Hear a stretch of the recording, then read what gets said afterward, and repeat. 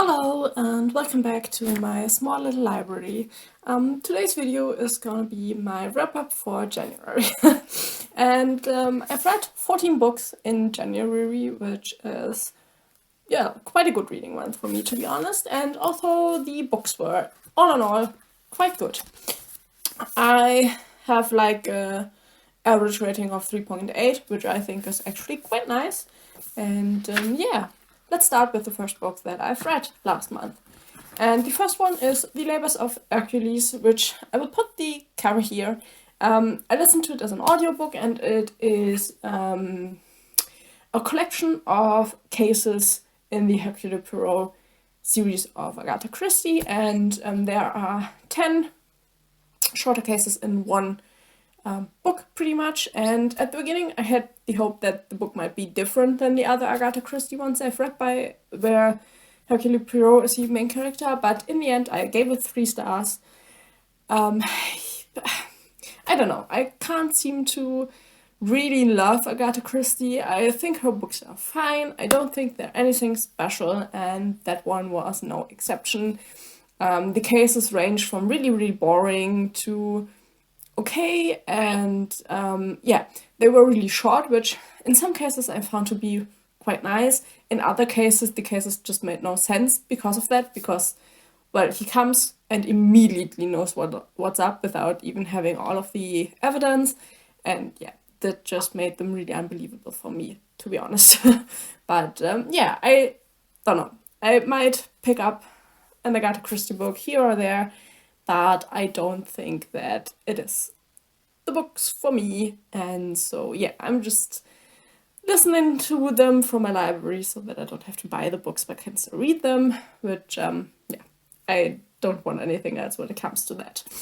The next book I've read was quite a bit better, and that is Six of Crows. I finally read it. And yeah, I have this really pretty collector's edition, and yeah, I just love foil embossed covers, so this is like a really pretty edition. And I gave it 4 stars. I didn't like Shadow and Bone, so I was quite skeptical when it came to this, but to be honest, I think this is a really nice heist novel. I really like the characters, even though some of them are really morally grey. And a lot of them have their own agendas. But yeah, I was really impressed with it. I really liked the story. I also could really understand the motives of the characters, because we have like really different people that come together. And yeah, it made a lot of fun to read also. So big fan. I think technically you should have read Shadow and Bone, because some of the things that are talked about here, some kind of knowledge is like expected from you, but I don't think that it is bad in this case. It didn't hinder me from enjoying the book, and so yeah, if Shadow and Bone wasn't for you, maybe try this one. If you haven't read it yet, I mean, it is older, so you might have read it, but yeah, I really liked it. Then the next one I also gave 4 stars, and that is Conan the Wanderer. This is my second Conan collection I've read. In this one, Conan is already like in his 30s, and yeah, nothing much has changed. He's still his barbarian self. There's a lot of fighting, there are pretty women, there's a lot of like saving women, and yeah, I don't know. I think they are fun adventure novels. I like the length the novels have, because in here this is a collection, so there are a few stories in here, and even though the book isn't really long, the stories are only like 40 pages, 50 pages, like roughly. But I do think that works quite well with this one. And to be honest, I enjoy the dumb barbarian hero trope. I kind of love it. So yeah, 4 stars for this one. I will definitely continue with Conan, and I will buy more of the collections, because this is the last one I own in English. I do still have 2 German collections from Conan, but I would like to read them in the original language, so I will have to pick those up sooner rather than later. Then the next book was one I was kind of disappointed with, and that is The Luminaries by Susan Dennard.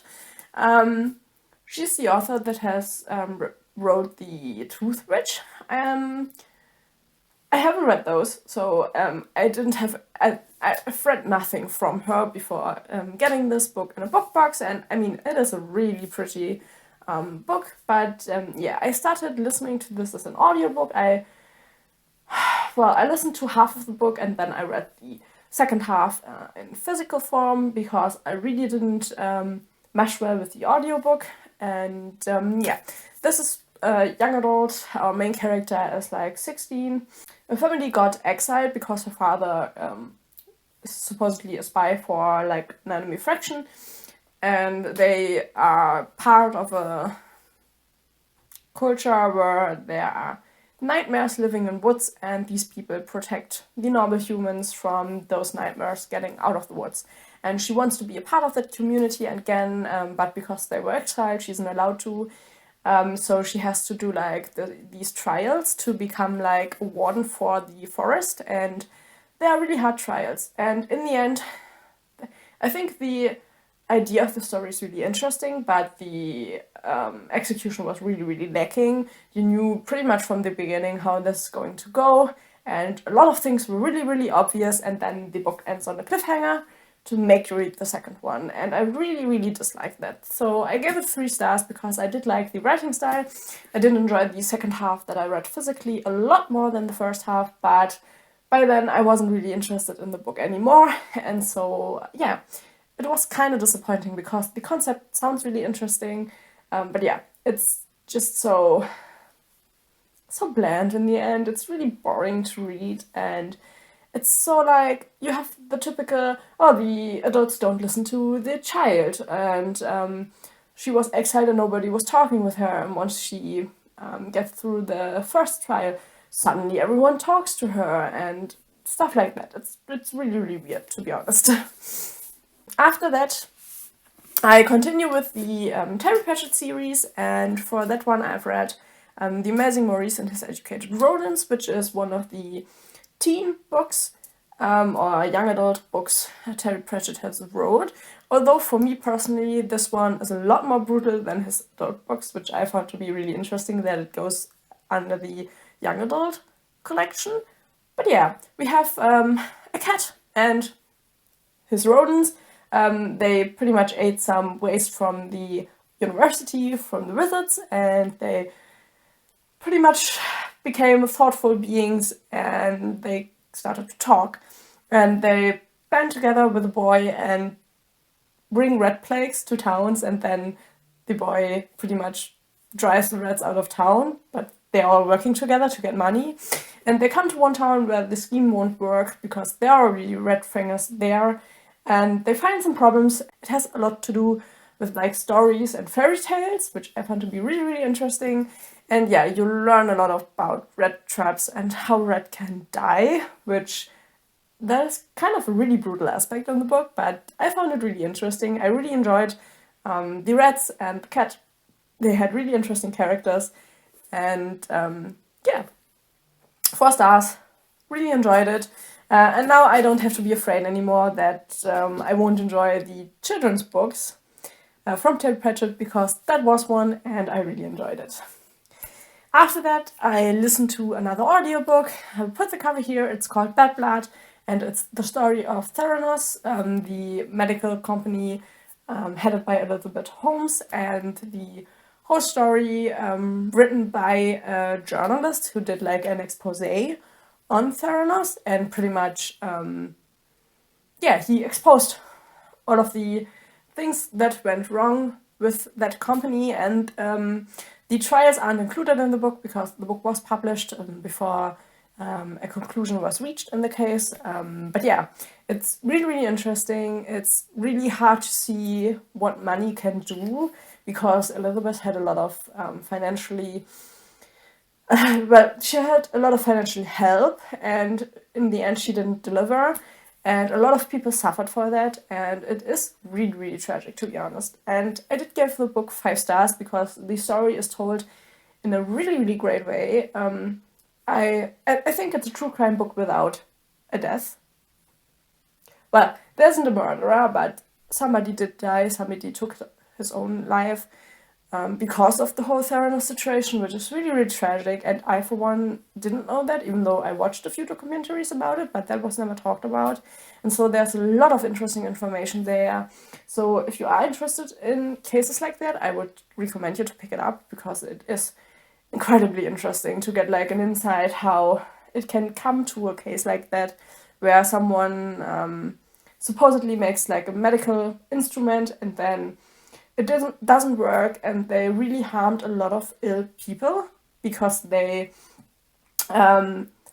allowed blood tests to be made that were incorrect, or that weren't in like the conditions where they should have been in, and they gave those people those blood work results, which can be really, really damaging. And yeah, really interesting, would really recommend it. But yeah, it is a tragic story. Then after that, I continued with the Expanse series. This is part 3. This is Abaddon's Gate by James S. A. Corey. I liked the book. I gave it 4 stars, but there's a really big but connected to it, because it is kind of like a filler book. I didn't mind, but yeah, pretty much the whole book is for getting from point A to point B to set up the next book. There's like a big end conflict, but it's really only there to set up for the next book. But yeah, I enjoyed the story, I enjoyed the characters, so I didn't mind it, but to be honest, I think it could have been a little bit better. Yeah, I mean, it is a long series, but to have like a 600-page filler book is kind of not the ideal thing. But I, for one, especially in like science fiction, like a lot of explanations, and I don't mind when things are a little bit drawn out. So yeah, for me personally, it was fine, but I think a lot of people will struggle with that, as it is only a filler, really. There are a few new people introduced that I think will also play a role in the later books, so that was also kind of nice to get to know a little bit more people. And we do have our crew with Holden, and they do kind of develop a little bit throughout the story, but yeah, it's primarily how do we get our characters from point A to point B. But yeah, I still liked it enough to give it 4 stars. So I was happy with reading it, and I definitely need to pick up the next one and continue that series.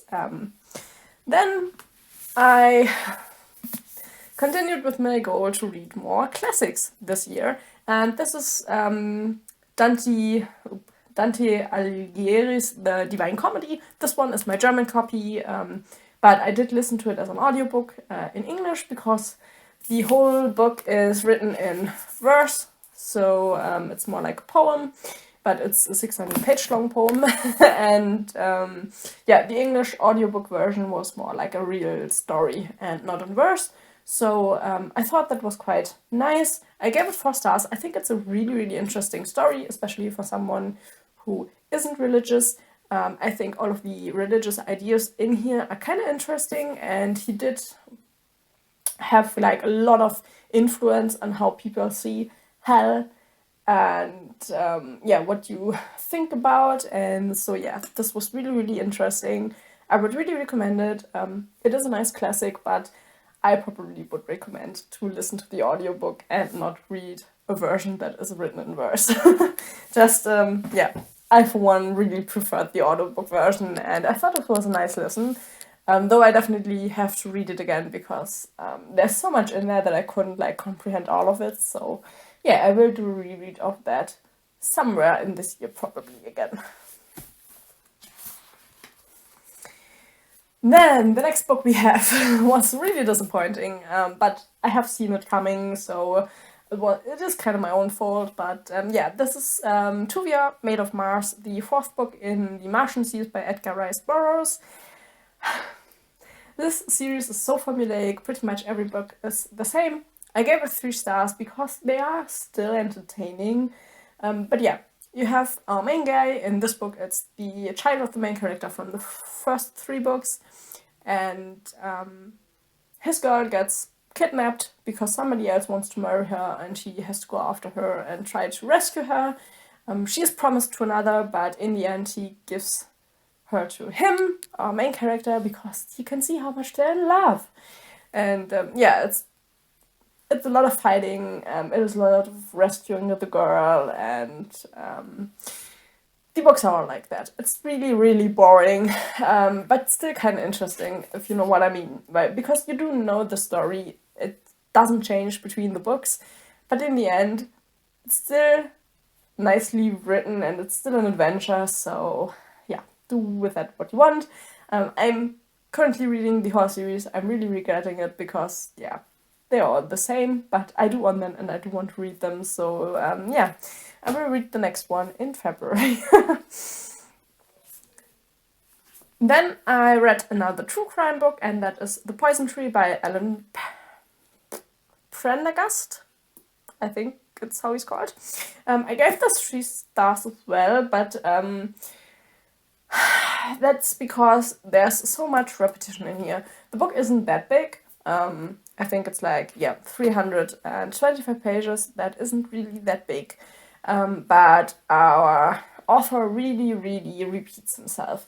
The first half of the book is pretty much the story of the family, because this is a case where the children murdered their father because of abuse. And they didn't see any other way out. And yeah, in the end, both children got convicted, but the governor made it so that the convictions weren't really that long, so they didn't have to go to prison, because both were under 18 when it happened, but the laws in Wisconsin made it so that they could be tried as adults. And to be honest, a lot of adults failed these teens. But yeah, it's set in the 80s. The story happened in the 80s, and laws were obviously different back then. But yeah, the main problem is really you have the first 150 pages is the story as told through the eyes of both children, and then the second 150 pages is the court trial.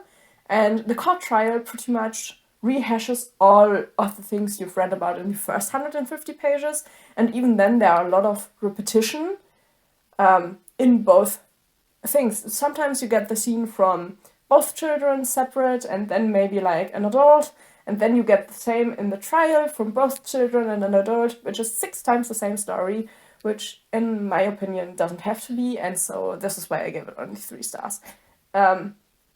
It was really annoying to have to be reminded of everything over and over and over again.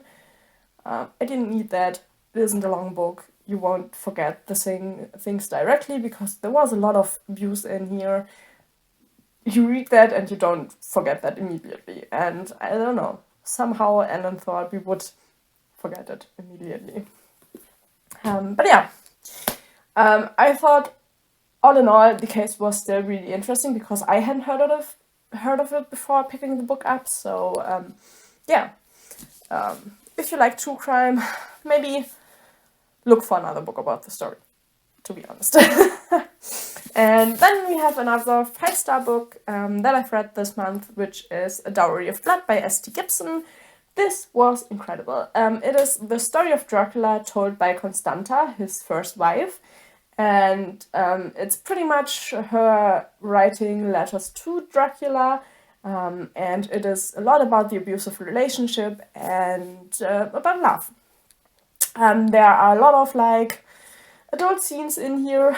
I really enjoyed that, but if you don't like that, probably you shouldn't read it. But yeah, a lot of the book is that. It is a queer book. It is a really modern take, and what I really, really enjoyed was when you read Dracula, you only have like the part that's in Romania. The book Dracula itself is like a really short frame of time that you get to read about, and this book actually talks about hundreds of years and the political stuff that happened through those years and what they did. And yeah, so I found that to be really, really interesting, and I would really recommend this. Absolutely 5 stars from me. I will look forward to the second part in the series, because this actually is a series and I'm really interested to see where this is going. But yeah, if you like Dracula, pick it up. It is really, really great to read. And then I listened to another audiobook, which was A Spindle Splintered by Alex E. Harrow.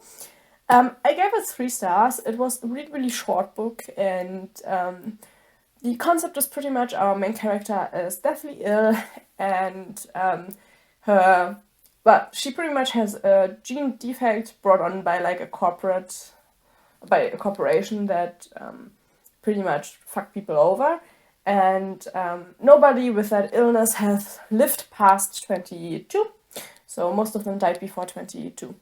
And our main character is celebrating her 21st birthday, and so everybody jokes about her being Sleeping Beauty because there's a comparison there, and they pretty much make like a party inspired by Sleeping Beauty, and she pricks her finger on a spindle and goes into like a parallel Sleeping Beauty world. And it is all about Sleeping Beauties saving themselves, the book. I only gave it 3 stars because there was quite a few illogical things. For example, her cell phone working in like a parallel fairy tale world that is more like medievalish. So they never had phones, and why is the phone working? And that it's integral to the story, which makes it really, really weird. But yeah, I like the aspect of the women saving themselves and not like the princes, and talking about how weird some of these fairy tales are. And yeah, I liked it, but I think there are quite some illogical things in there that make it hard to believe in the story sometimes. But yeah, it's a short book. I would recommend to pick it up. It is quite nice, even for the shortness of it. Then I've read another book which I was really sure I wouldn't like it, but in the end I did give it 4 stars. I really enjoyed it. I won't say too much about it. I think you need to go blind into this book to really enjoy it. But yeah, it is pretty much a book about a marriage and secrets in a marriage. I won't say more because you don't really need to know more. I thought it was a romance. I wouldn't really describe it as a romance, but yeah, I really enjoyed it. I gave it 4 stars. The characters are really, really interesting, and there was some things in there that I didn't particularly see coming, which was really, really interesting, but yeah, really liked it. It is a really, really pretty version, so would definitely recommend. It is also about abuse, so if you're not good with that theme, maybe don't read it and just read like a summary or something like that. But yeah, really interesting. And then the last book I've read last month was like a comfort read, which is The Hobbit. I reread it, really love it. I still gave it 5 stars. Yeah, I needed something that I already knew and that I knew that I enjoyed, and this was perfect for that. I mean, yeah, I just love it. You can't really tell much about The Hobbit, you know, but yeah. It's like the 6th or 7th time I read it, and it's something I always go back to, and I really, really enjoy. So, yeah, absolutely in love with that. And if I ever need a comfort read, that is definitely one I tend to pick up. So yeah, these were all of the 14th books I've read in January, and yeah, if you've read any of those, maybe leave a comment below. If you liked the video, leave a like, maybe subscribe. That would be really, really nice, and I hope I see you in the next one. Bye bye!